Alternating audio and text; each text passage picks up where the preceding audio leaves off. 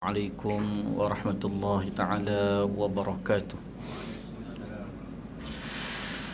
Bismillahirrahmanirrahim. InsyaAllah kita mulakan majlis kita pada tengah hari ini dengan umul kitab, dengan pahala Fatihah kita bacakan nanti kita hadiahkan kepada Rasulullah sallallahu alaihi wa alihi wasallam, ahli keluarganya, sahabat-sahabatnya, tabi'in, tabi'in, ulama-ulama mutaqaddimin, mutaakhirin, ulama zaman. Khususnya kepada Syekh Abdul Samad Al-Falimbani yang telah mengarang kitab Hidayatus Salikin fi Suluki Maslakil Muttaqin. Tidak lupa kepada Syekh Ahmad Fahmi Zamzam, Abu Ali Al-Banjari, An-Nadwi Al-Maliki.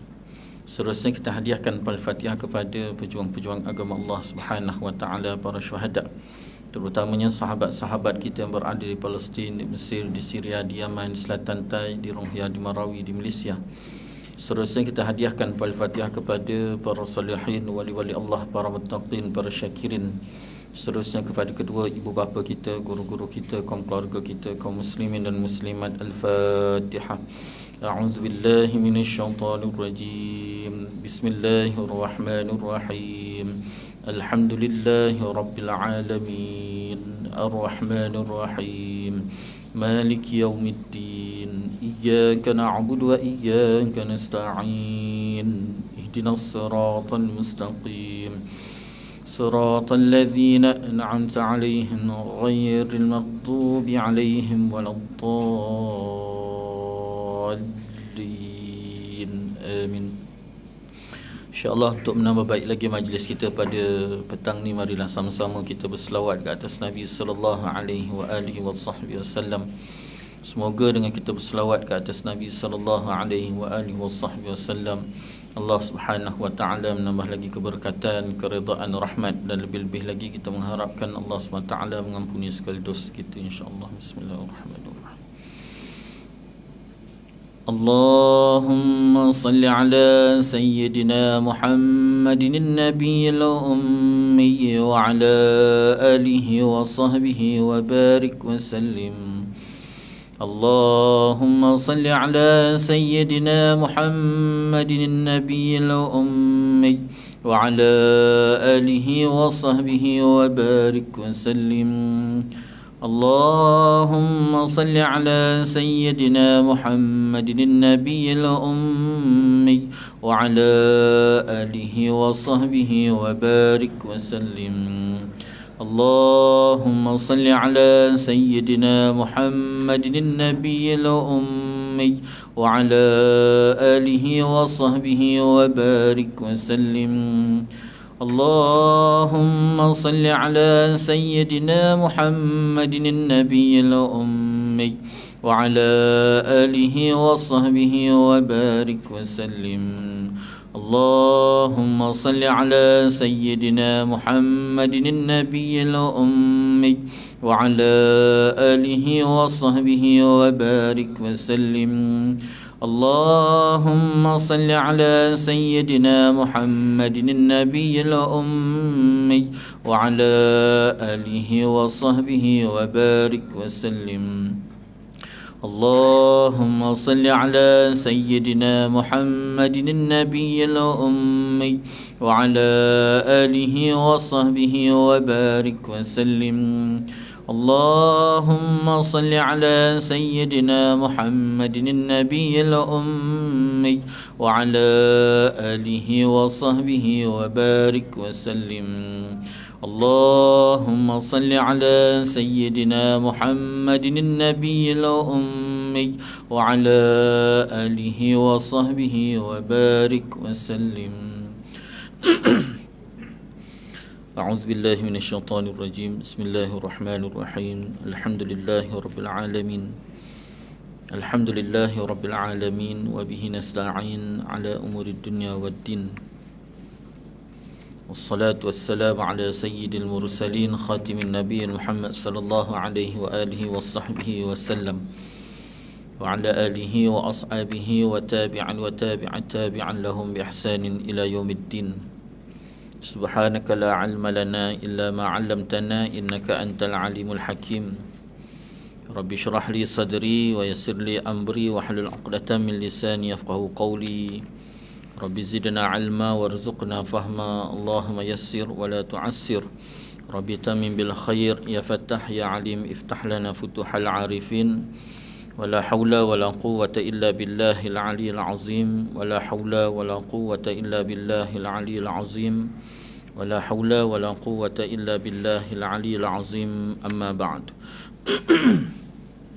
قال الله تعالى في القرآن العظيم أعوذ بالله من الشيطان الرجيم بسم الله الرحمن الرحيم ألم نشرح لك صدرك ووضعنا عنك وزرك الذي أنقض ظهرك ورفعنا لك ذكرك فإن مع العسر يسرا إن مع العسر يسرا فإذا فرغت فانصب وإلى ربك فارغب صدق الله العظيم. Alhamdulillah, pertama-tamanya marilah sama-sama kita merafakkan rasa syukur kita ke hadirat Allah Subhanahu wa taala.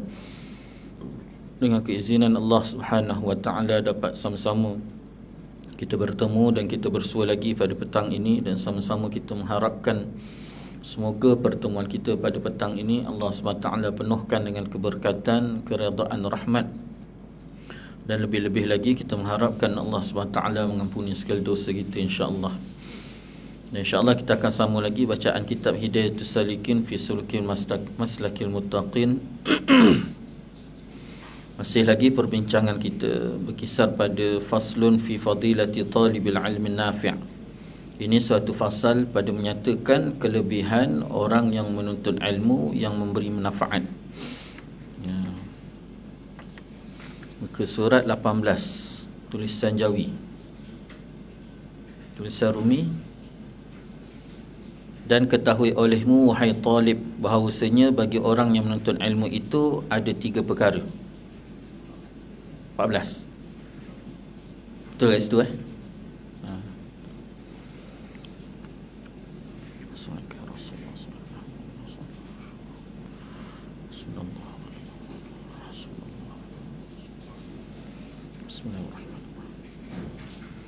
Qala al-musannif rahimahullahu ta'ala wa nafa'ana wa iyyakum ajma'in. Dan ketahui olehmu wahai talib.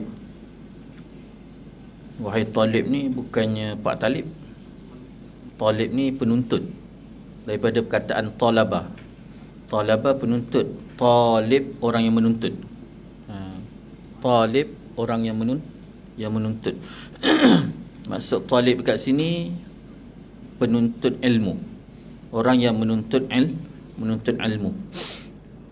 Dan ketahui olehmu wahai talib, wahai penuntut ilmu, bahawasanya bagi orang yang menuntut ilmu itu 3 perkara.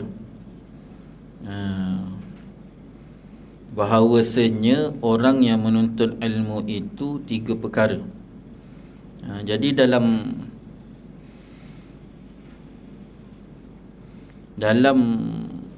orang yang menuntut ilmu ni ada 3 perkara yang perlu diberikan penekanan kepada orang yang menuntut ilmu. Yang pertama, seseorang yang menuntut ilmu kerana jadi ilmunya itu bekal di dalam akhirat, dan tiada mengkendaki ianya penuntut ilmu itu melainkan kerana Allah Ta'ala dan kerana negeri akhirat, maka mereka itu orang yang dapat kemenangan di dalam dunia dan akhirat, iaitu yang dinamakan mereka itu muttaqin. Siapa muttaqin? Orang yang bertakwa. Seperti firman Allah Subhanahu wa taala, innallaha yuhibbul muttaqin. Artinya bahawasanya Allah Ta'ala itu kasih, cinta akan orang yang muttaqin, orang yang bertakwa. Jadi perkara pertama yang perlu ada bagi seorang yang menuntut ilmu ni, dia mestilah menuntut ilmu tadi kerana apa? Ataupun dengan niat. Kerana tu dengan makna dengan niat, ataupun matlamat, tujuan. Kenapa dia menuntut ilmu? Niat pertama ataupun tujuan pertama dia menuntut ilmu itu mestilah untuk dijadikan bekalan akhirat. Itu pertama. Kenapa cari ilmu? Kerana untuk menjadi ataupun mendapat bekal akhirat. Apa maksud bekal akhirat? Maknanya iaitu setiap apa sekalipun yang dilalui dalam kehidupan di dunia ini, dengan ilmu tadi menjadi panduan supaya apa yang didapati dalam kehidupan dunia ini dapat dijadikan sebagai bekal akhirat. Kalau kita tak belajar, kita hanya nampak bahawa akhirat itu hanya sembahyang. Kalau kita tak belajar, kita hanya nampak bahawa akhirat itu hanya puasa, hanya baca Quran, hanya bangun solat malam, berzikir, berwirid. Tetapi hakikat sebenar bekalan akhirat itu yang dimaksudkan sangat luas.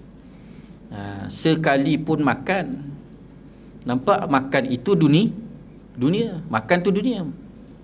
Tapi kalau makan itu niat kerana Allah dan juga mengikut etika yang Allah kehendaki, dan juga mengharapkan dengan makan tadi mendatangkan kebaikan untuk mentaati Allah, lalu akhirnya dia menjadi sebagai kebaikan kepada akhirat.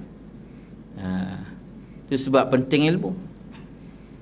Jadi kenapa kita menuntut ilmu? Pertama sekali tujuannya untuk menjadi bekal akhirat, panduan bagi kehidupan supaya hidup tadi akhirnya menjadi bekal akhirat. Dan tiada mengkendaki ia melainkan kerana Allah dan negeri akhirat. Dia menuntut ilmu yang kedua, tidak ada lain kecuali mengharapkan Allah. Kenapa menuntut ilmu? Kerana Allah. Kenapa? Kerana Allah. Sebab Allah suruh. Allah suruh. Allah Subhanahu Wa Taala turunkan wahyu yang pertama, suratul Alaq. A'udzubillahi minasyaitanir rajim. Bismillahirrahmanirrahim. Iqra bismi rabbikal ladzi khalaq. Khalaqal insana min 'alaq. Iqra wa rabbukal akram alladzi 'allama bil qalam. 'Allamal insana ma lam ya'lam. Allah bicara tentang baca. Allah bicara tentang ilmu. Seseorang tu dia tak boleh membaca dan dia tak boleh mengetahui kecuali dengan ilmu. Maka secara keseluruhan di dalam ayat tersebut, mafhum daripada ayat yang Allah turunkan sebagai wahyu yang pertama, secara tak langsung Allah perintah kita supaya menuntut ilmu. Sebab kita tak boleh membaca kecuali menuntut ilmu. Dalam kaedah fiqh pun sebut, ma la yatimu wajib illa bihi fahuwa wajib. Tidak akan sempurna sesuatu kewajipan kecuali penghantaraan untuk sempurna kewajipan tadi, penghantaraan itu pun jadi wajib. Contohnya apa? Contohnya menuntut ilmu. Menuntut ilmu wajib tak? Wajib. Menuntut ilmu tu wajib. Jadi dalam kita nak melaksanakan menuntut kewajipan menuntut ilmu tersebut, kita tak boleh pergi majlis ilmu kecuali ada motor. Contoh, ada motor. Jadi asal-asal hukum beli motor tu, hukumnya harus. Nak beli boleh, tak boleh tak apa. Tapi disebabkan nak melaksanakan kewajipan menuntut ilmu tadi, tak ada motor, dia tak boleh tuntut ilmu. Dia tak boleh pergi kelas, tak boleh belajar. Maka ketika itu hukum beli motor tadi wajib. Sama macam anak-anak kecil kita pergi sekolah. Naik bas tu hukumnya apa? Harus. Nak naik boleh, tak boleh, nak tak naik pun tak apa, tak ada masalah. Tapi kalau dia tak naik bas, dia tak naik van sekolah, dia tak lagi sekolah.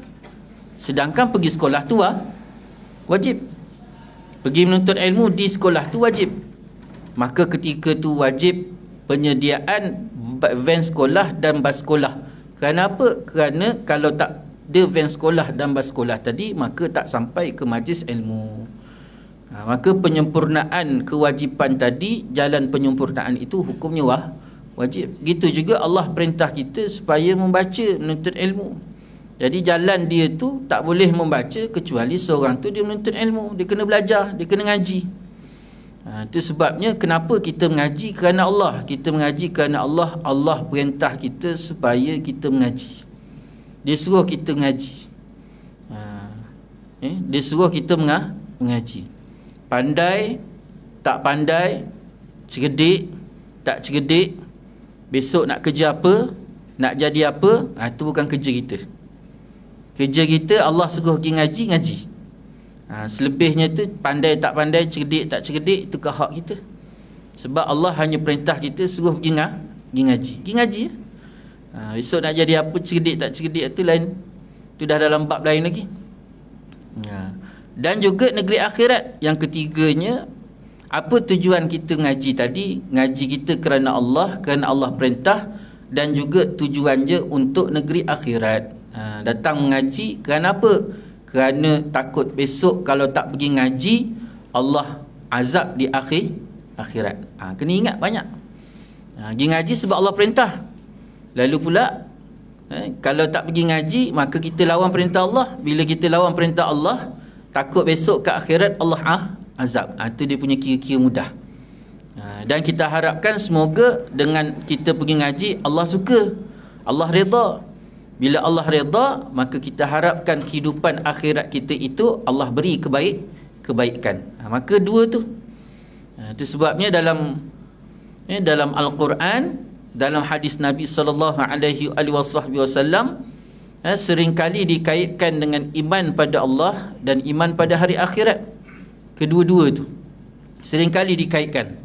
Beriman pada Allah, beriman hari akhirat. Beriman pada Allah, beriman pada hari akhirat. Kenapa Allah SWT sering kaitkan, dan Nabi SAW juga mengaitkan dua perkara tersebut? Kerana tidak akan sempurna keimanan ataupun tidak akan baik keimanan seseorang kepada Allah kecuali dia benar-benar yakin terhadap hari akhirat. Kenapa jadi sedemikian? Kita ni hidup atas dunia. Dunia ni ada fitrah. Dunia ni ada sunnah alam yang kita kena lalui. Contohnya seperti gula manis, garam tu masin, cili tu pedas, nak anak kena kahwin, nak cerdik nak cerdik, nak pandai kena pergi ngaji. Dia tak ada tiba-tiba cerdik, tak ada. Dia tak ada tiba-tiba ada chicken chop kat depan, tak ada. Dia kena pergi cari, pergi masak. Tak masak, apa saya tu? Food panda. Tak masak pun setidak-tidak kena ada food panda. Tak ada saja-saja suka terniat terniat nak makan chicken chop lah, ting ada depan, tak ada. Kerana sifat dunia kena usaha. Tak ada, tak boleh. Jadi dengan keadaan sedemikian, satu lagi di antara fitrah manusia ni, dia nak buat sesuatu perkara tu, dia nak tengok apa dia dapat. Dia nak buat satu benda tu, dia nak tengok apa dia dapat. Ini sifat manusia. Sampailah tahap keimanannya pada Allah. Dia beriman pada Allah. Kuat tak kuat keimanannya pada Allah, mengikut sejauh mana kuat tak kuat keyakinannya terhadap hari balasan esok akhirat. Semakin kuat keyakinannya terhadap hari pembalasan besok akhirat, maka semakin kuatlah keimanannya kepada Allah Subhanahu Wa Taala. Itu sifat manusia. Dia kena tengok akhirat. Akhirat ni nak tengok daripada mana? Akhirat ni nak kena tengok daripada, dia setengah ulama kata kebangkitan. Tapi kebanyakan para ulama yang menyatakan akhirat itu bermulanya dengan kematian, sakaratul maut. Itu sebabnya dalam bab ni kena khusus kita belajar. Bermula daripada sakaratul maut, kemudian diikuti bagaimana keadaan barzah, alam kubur, kemudian kiamat, kemudian tiupan sangkakala yang kedua, kebangkitan, dan bagaimana keadaan besok akhirat. Bagaimana kita bangkit dalam keadaan termanggu, belenggu, tenganga-nganga. Berapa lama? Tenganga tu saja ribuan tahun. Kita duduk besok ke akhirat tu, bangun-bangun tenganga macam orang bangun tidur tu, itu saja ratusan tahun, ribuan tahun, masa yang sangat panjang. Kan? Kau tengok aku tengok kau. Ramai orang ni duduk temenggu. Waktu itulah ulama sebut masih lagi keperluan kepada ulama tu ada. Jadi waktu itulah kita jumpa ustaz ni kita kenal, Habib ni kita kenal, ulama ni kita kenal, kita tanya ni kenapa ni, apa yang terjadi, nak buat apa, nak ke mana. Waktu itulah mereka yang akan tunjukkan kita kena cari seseorang untuk memberi syafaat pada kita, minta doa pada Allah supaya Allah percepatkan perjalanan ataupun pengurusan kita. Dan mula berjalan sampai jumpa Nabi Allah Adam AS. Nabi Allah Adam, jumpa Nabi Allah Adam. Kita berjalan jumpa Nabi Allah Adam ni bukan daripada rumah ke bangunan ni. Pergi Shah Alam, tak. Cuba bayangkan jutaan bilion. Hari ni je saja manusia bilion dalam dunia. Ni lagi pula manusia daripada Nabi Allah Adam AS sampailah manusia yang terakhir besok hari kiamat. Manusia yang terakhir sekali Allah Ta'ala matikan. Jadi bukan bilion, trilion, folion, kan? Lian-lian. Banyaknya, kemudian nak mencari di tengah-tengah ramai tu pula daripada seorang Nabi ke satu Nabi, makan masa. Bukannya setahun, bukan 2 tahun, puluhan tahun mencari Nabi Allah Adam. Sampai ketika mana kita ketemu Nabi Allah Adam, kita pun minta, wahai Nabi Allah Adam, minta doa pada Allah supaya Allah. Nabi Allah Adam kata apa? Aku tak mampu nak doa, nak minta, dia kata. Sedangkan diri aku sendiri pun aku tak pasti. Diri dia sendiri pun dia tak pasti. Akhirnya kita pun berjalan sampailah jumpa Nabi Allah Idris, jumpa Nabi Allah Ibrahim, jumpa Nabi Allah Musa. Gitulah jawapannya. Kerana mereka sendiri pun tak tahu status. Kalau bahasa kita tu, tak tahu status diri kita tu, neraka ke syurga, tak tahu. Jadi setiap perjalanan tu makan puluhan tahun, ratusan tahun, sehinggalah sampai dalam termanggu minta Nabi Allah Musa pun. Nabi Allah Musa jawab macam tu, sampai dah putus asa dah. Manusia ketika tu dalam keadaan putus asa, ketika dia putus asa itulah diceritakan Nabi SAW bangkit dan seru umat dia. Lalu bila tika mana diseru umat dia, tu yang sahabat bertanya, ya Rasulullah, macam mana kau kenal umatmu ya Rasulullah? Rasulullah kata, aku kenal umatku melalui wajahnya yang bersinar dengan sebab 2 perkara, iaitu pertama air wuduk yang menyimbah basuh muka dia, dan juga bibir yang seringkali melaungkan selawat. 2 benda ni. Itu sebabnya banyak kan, jangan sampai tubuh kita ini kering daripada wuduk. Apa maksud kering daripada wuduk? Jangan putus daripada berwuduk. Batal ambil, senantiasa berpakaian dengan wuduk, dan jangan putus daripada melafazkan ataupun mengucapkan selawat dan juga salam. Selawat dan salam. Macam mana selawat? Selawat Allahumma salli ala sayyidina Muhammad. Salam macam mana? Assalamualaikum ya Nabi Allah. Beri salam pada Nabi. Banyakkan. Itu sebab Allah Ta'ala sebut dalam Quran apa dia? Innallaha wa malaikatahu yusalluna ala nabi ya ayyuhallazina amanu sallu alaihi wa sallimu taslima. Allah Ta'ala perintah bagi tahu kepada kita bahawa sungguhnya Allah Ta'ala itu berselawat. Para malaikat juga berselawat. Wahai orang-orang yang beriman, berselawatlah kamu ke atas Nabi sebagaimana selawat dan juga salam. Assalamualaikum ya Nabi Allah. Assalamualaikum ya Syafi' Allah. Assalamualaikum ya Habib Allah. Assalamualaikum ya Imam al-Muttaqin. Salam pada Nabi. Nabi dengar. Kita bercakap-cakaplah dengan Nabi. Bercakap-cakap dengan Nabi, Nabi senantiasa mendengar. Bercakap-cakaplah dengan Allah kerana Allah Ta'ala itu maha mendengar. Ini asyik bercakap dengan Facebook. Cakap dengan Facebook. Tak ada bercakap dengan menaip, dia bercakap dengan suara. Tak bercakap dengan suara. Jangan habiskan masa kita dengan satu benda yang tidak mendatangkan manfaat. Biarlah hidup kita itu mungkin nampak macam ketinggalan. Ada Facebook? Tak ada. Ada tu? Tak ada. Ada ni? Tak ada. Semua tak ada. Apa yang ada? Hanya ada maruah. Daripada benda-benda tadi ada, tapi tak ada maruah. Jadi akhirat ni kena tahu. Kena belajar khas tentang perkara akhirat tu. Nabi SAW bila panggil seru sekali, semua sekali, umatnya pun berkumpul. Bila umat Nabi baginda SAW berkumpul tadi, ketika itulah Rasulullah SAW berjalan ke bawah arash. Berjalan ke bawah arash, dan ketika itulah Nabi berdoa pada Allah SWT. Ada riwayat kata Nabi SAW solat. Ada setengah riwayat kata Nabi SAW berdoa, minta pada Allah SWT supaya dipercepatkan. Maka akhirnya itulah salah satu doa yang masih tinggal untuk dikabulkan oleh Allah SWT, dan Allah Ta'ala tunaikan permintaan Nabi SAW, dan akhirnya dipercepatkan segala urusan. Itu yang cepat tu.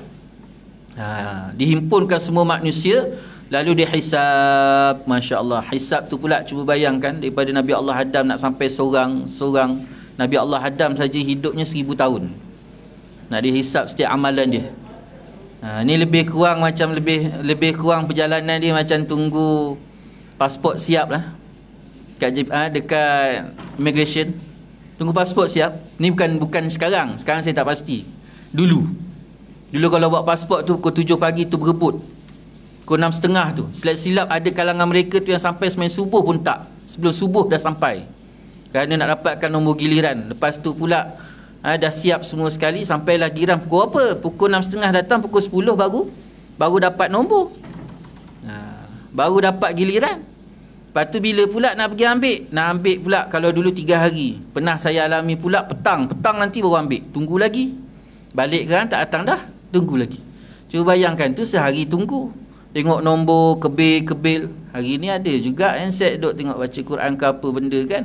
Dulu tu kebil, kau tengok aku tengok kau, tidur bangun tidur, bangun tidur.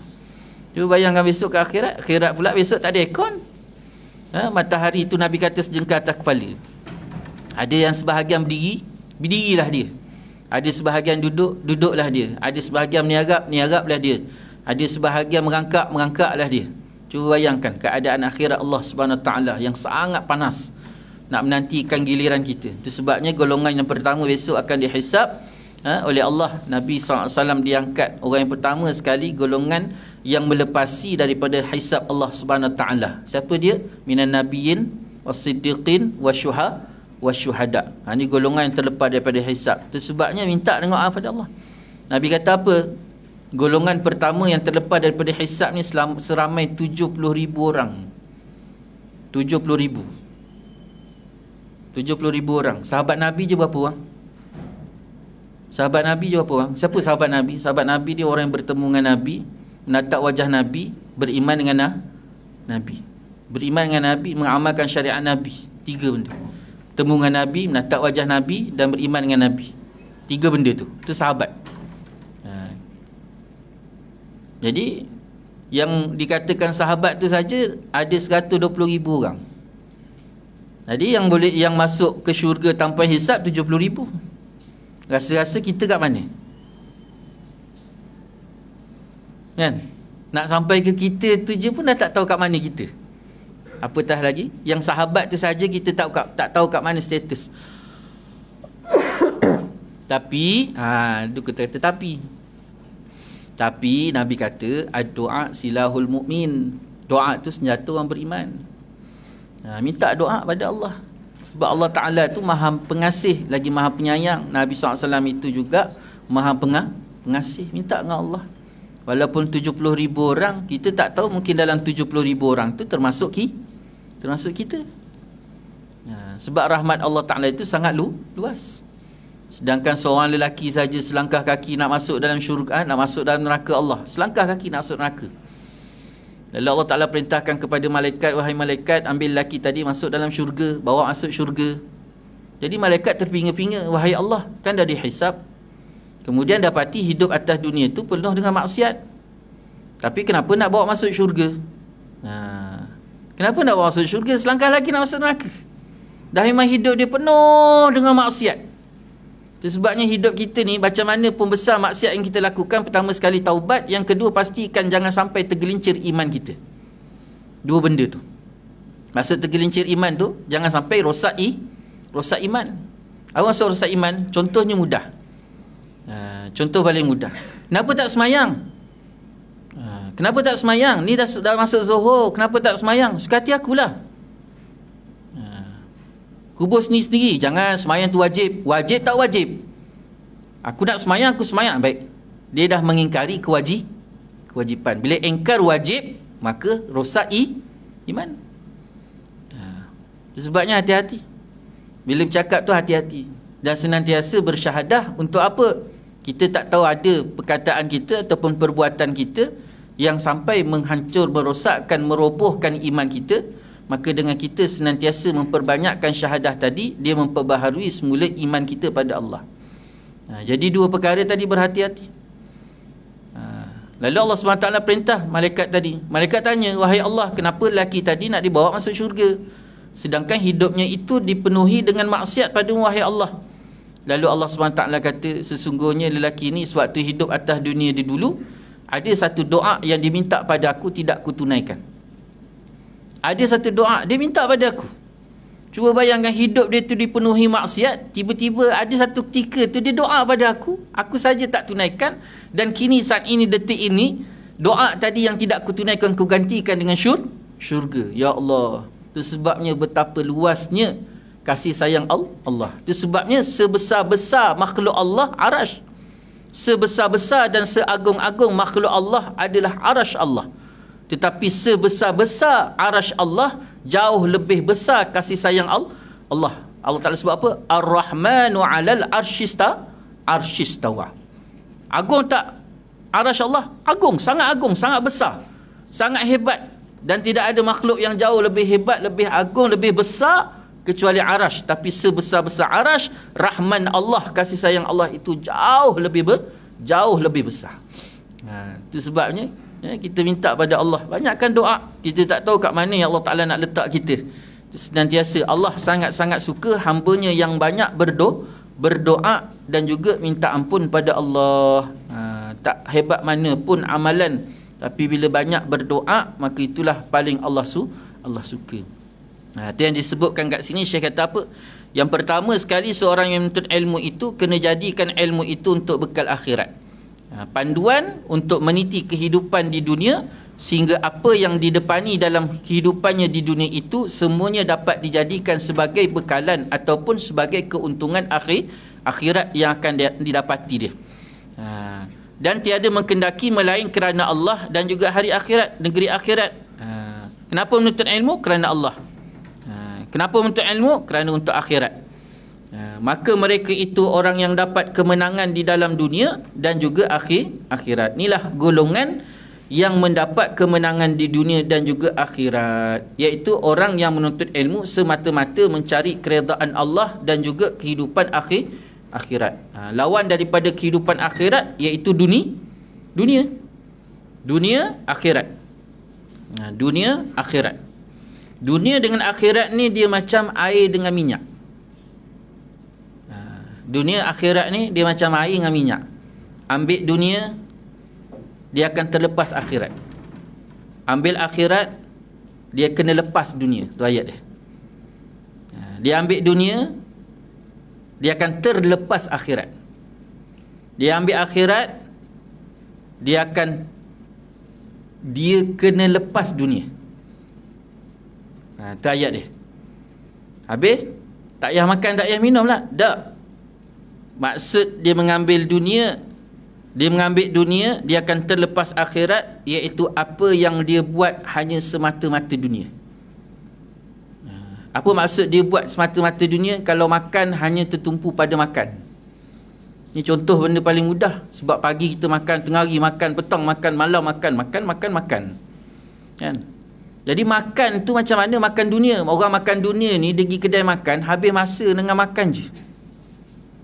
Makan dia tak lebih, hanya dia mengikut apa yang perut dia rasa. Katalah pagi tu dia terasa nak makan nasi dagang, dia pun pergi makan kat nasi dagang, tak lebih hanya sekadar, hanya lebih mengikut hawa nafsu dia. Lepas ni nak makan apa, lepas tu nak makan apa, lepas ni dalam kepala dia fikir makan je. Tak ada batas, tak ada etika makan. Jadi orang yang makan hanya mengikut keperluan nafsu, maka makan dia tu makan dunia. Maka akhirat pula macam mana? Dia makan tak? Makan juga. Tapi makan akhirat, dia akan makan mengikut cara Nabi makan. Apa cara Nabi makan? Pertama, Nabi makan ketika lapar, berhenti sebelum kenyang. Satu. Kemudian yang kedua, Nabi dia tak akan makan waktu ketika yang terlalu amat lapar. Ni dua benda, tiga benda. Pertama, makan ketika lapar. Yang kedua, berhenti sebelum kenyang. Bila rasa saja nak makan, dia makan. Dia tak pukul 8 kena makan, pukul 10 kena makan, pukul 12 kena makan, pukul 3 kena makan, pukul 5 kena makan, pukul 8 kena makan, pukul 10 kena makan, pukul 11 kena makan, pukul 3 pagi kena makan. Kan ada orang jenis macam tu, makan ikut masa. Tak, dia rasa je lapar, baru dia makan. Lepas tu bila dia makan pula, berhenti sebelum kenyang. Orang makan kerana dunia ni macam mana? Dia makan selagi mana tak kenyang, dia tak berhenti. Ataupun cara yang terbaru ni pula, makan selagi mana tak muntah. Selagi dia tak muntah, selagi tu dia tak berhenti. Di antara lagi etika orang makan kerana dunia, contoh, etika orang makan kerana dunia, makan sekali je, besok kat akhirat dah tak jumpa dah. Nak dengar ayat tu? Nak dengar ayat tu? Makan sekali je kat dunia, esok kat akhirat dah tak makan dah. Dia yakin ke besok dia kat akhirat dia dah tak makan? Kalau dia yakin betul-betul kat akhirat esok dia tak makan, yang tak makan besok kat akhirat hanya ahli neraka je. Maknanya dia dah yakin dia masuk neraka. Dia dah yakin masuk neraka. Jadi berhati-hati. Itu sebabnya 3 benda, 3 perkara tersebut Nabi ajar tentang etika makan. Makan ketika lapar. Rasa lapar, makan. Tapi makan tersebut dalam keadaan ada adab, ada akhlak. Berhenti sebelum kenyang. Belum rasa kenyang, berhenti. Tak kira lah, mungkin lebih banyak makan cara macam tu dibandingkan makan dengan masa tadi. Sekejap lagi dia makan lagi, tapi makan sikit sekadar, lepas tu dia berhenti lagi. Bukan dia makan 3 hari tak makan. Kan, dia makan macam monyet, macam unta, macam ular sawa. Kan, dia makan seekor kambing, lepas tu 2 minggu dia rehat, tidur. Tak, makan sikit berhenti. Dan Nabi kata jangan makan ketika terlalu amat lapar. Kenapa? Kerana kita waktu ketika terlalu lapar tu, yang ada waktu tu hanya nafsu.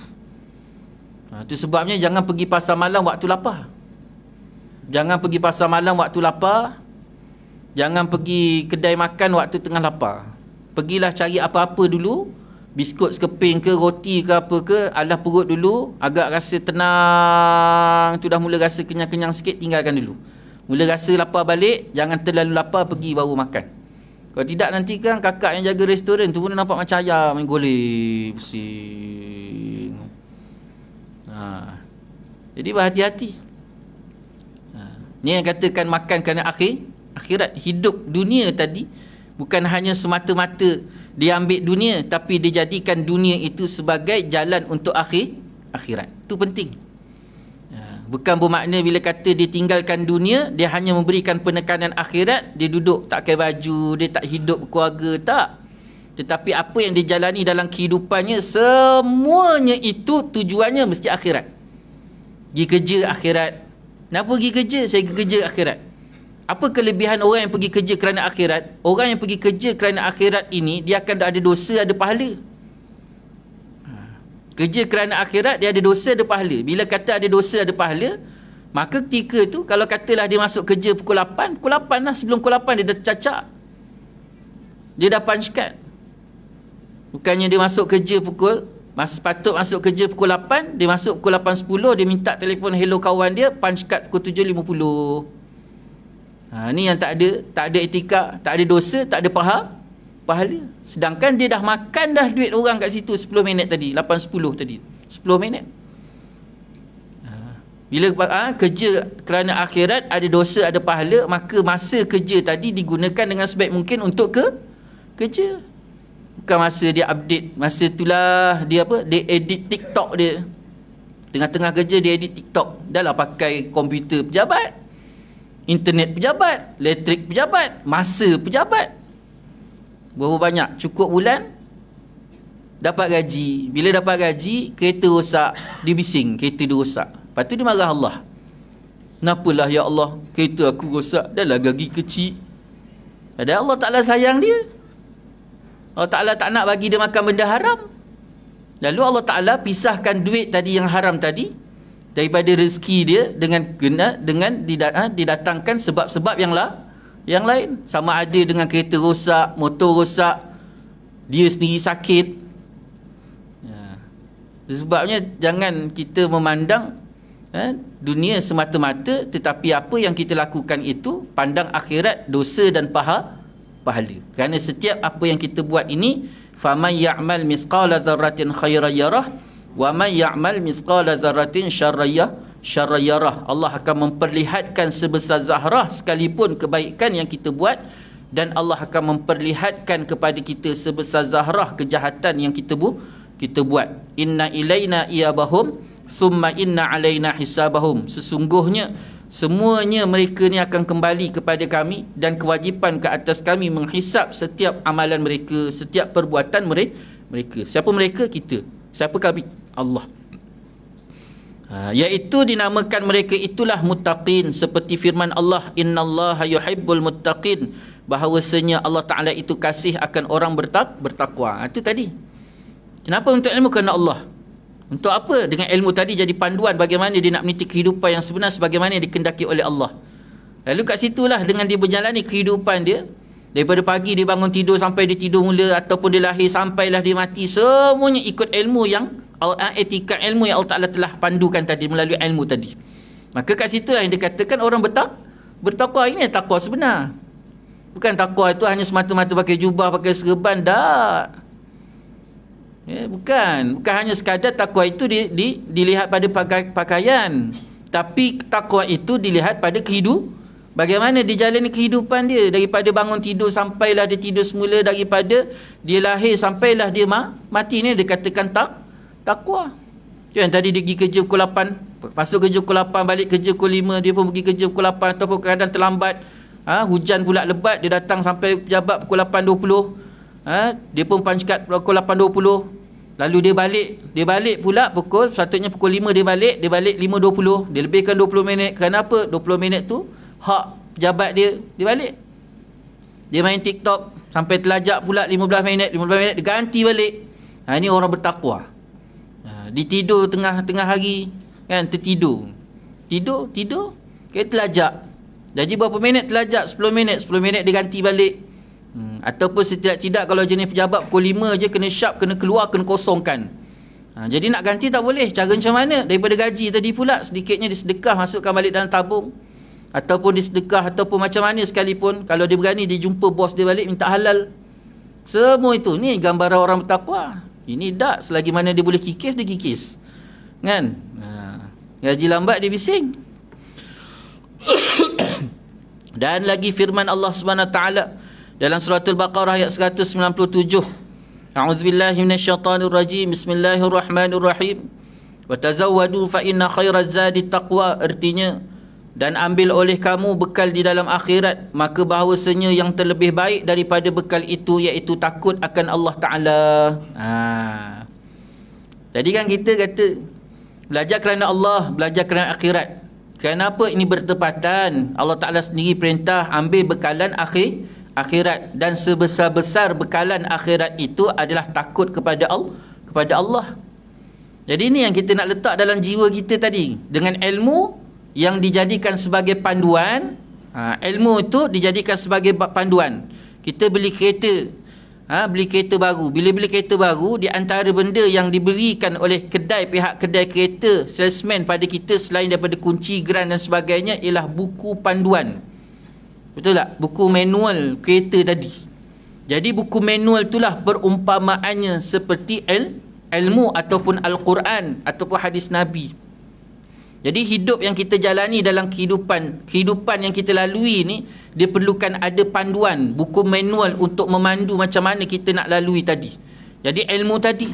Lalu ilmu tadi tu pula adalah salah satu jalan juga untuk melahirkan dalam hati kita, dalam diri kita ni rasa takut pada Allah Subhanahu Taala. Tu penting. Kerana panduan satu, lepas tu dia kena ada pula satu lagi yang menjadi backup belakang. Backup belakang. Nak kata apa? Backup belakang orang duk jaga belakang dia. Macam tu. Kena ada orang duk belakang dia tu.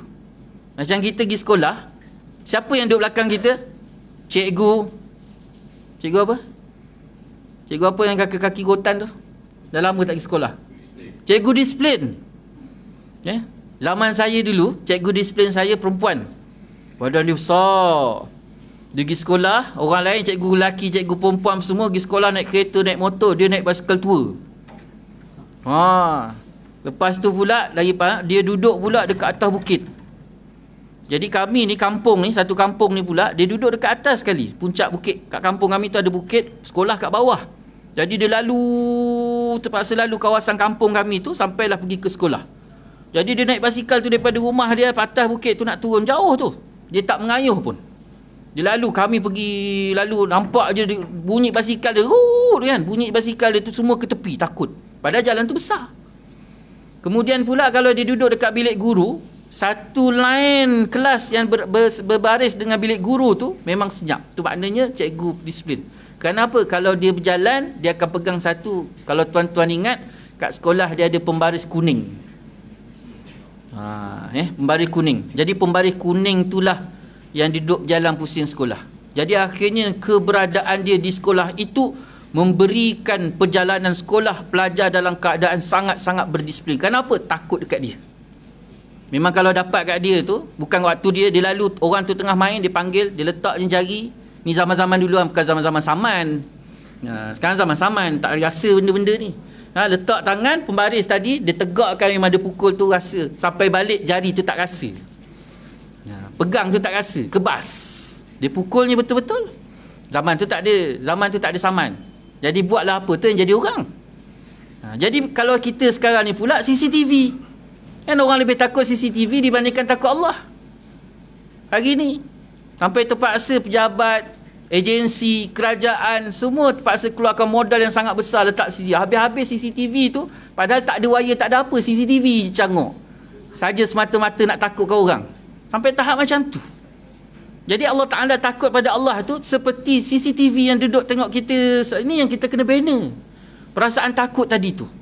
Supaya kita berjalan tadi dipandu dengan ilmu, kemudian itu ditolak, disokong pula belakang tadi dengan perasaan takut pada Allah. Itu penting. Kenapa pergi kerja, awal datang pergi kerja, Syekh takut Syekh. Takut siapa? Takut Allah Syekh. Allah nampak. Bos datang pukul 10, tak heran. Tapi dia takut Allah. Sikit makan hari ni, Syekh jangan Syekh. Makan lebih gerang, kena azab kat akhirat Syekh. Takut Allah Syekh. Ini. Walaupun benda tu nampak main-main, tapi cuba dibina. Rasa perasaan takut.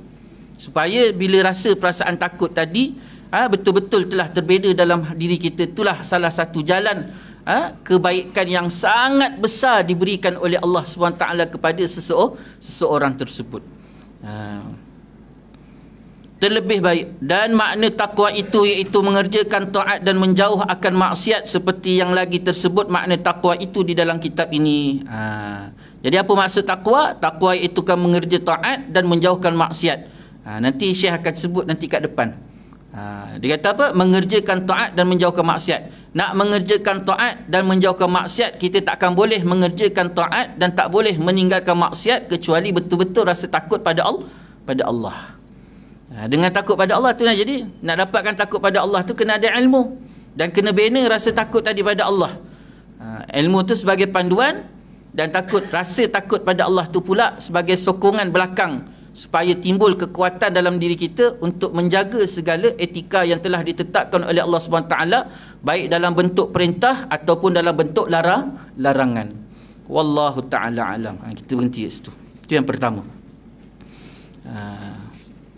Jadi kesimpulannya dalam menuntut ilmu ni tuan-tuan, mestilah kerana apa? Kerana untuk dijadikan bekalan akhirat. Kerana apa? Kerana Allah. Kerana apa? Kerana untuk kehidupan akhirat. Panduan di dunia untuk akhirat. Itu tiga tu. Panduan untuk melalui kehidupan di dunia untuk akhirat, dan yang kedua kerana Allah, dan yang ketiga untuk kehidupan akhirat. Wallahu ta'ala alam. Jadi itulah sikit sebanyak dapat kita kongsi bersama pada petang ni. Banyak-banyak kita berdoa pada Allah SWT supaya Allah berikan kita kefahaman yang baik, diberikan kita kekuatan, kelapangan jalan untuk senantiasa kita duduk dalam ketaatan pengabdian pada Allah SWT. Semoga kita baik di dunia, baik di akhirat, dan terpelihara daripada segala azab Allah SWT. Wallahu ta'ala alam. Yang baik itu daripada Allah, yang tidak baik itu kelemahan saya sendiri. Saya mohon maaf di atas segala salah kata, salah bicara. Mohon maaf di atas segala-galanya. InsyaAllah kita tangguh majlis dengan tasbih kafaratu satul subhanakallah bihamdika asyhadu an la ilaha illa anta astaghfiruka wa atubu ilaik. Bismillahirrahmanirrahim. Wal 'asri innal insana lafi khusr illa alladhina amanu wa 'amilus solihati wa tawassaw bil haqqi wa tawassaw bis sabr. A'udzu billahi minasyaitonir rajim. Bismillahirrahmanirrahim. Alhamdulillahirabbil alamin. Wassallallahu ala sayyidina Muhammad wa ala alihi wa sahbihi wa baraka wa sallam. Allahumma rabbana zalamna anfusana wa illam taghfir lana wa tarhamna lanakunanna minal khasirin. اللهم ربنا هب لنا من أزواجنا وذرياتنا قرة أعين واجعلنا للمتقين إماما ربنا لا تزغ قلوبنا بعد إذ هديتنا وهب لنا من لدنك رحمة إنك أنت الوهاب ربنا آتنا في الدنيا حسنة وفي الآخرة حسنة وقنا عذاب النار صلى الله على سيدنا محمد وعلى آله وصحبه وبارك وسلم الحمد لله رب العالمين تقبل الله منكم وبالله التوفيق والهداية والسلام عليكم ورحمة الله تعالى وبركاته.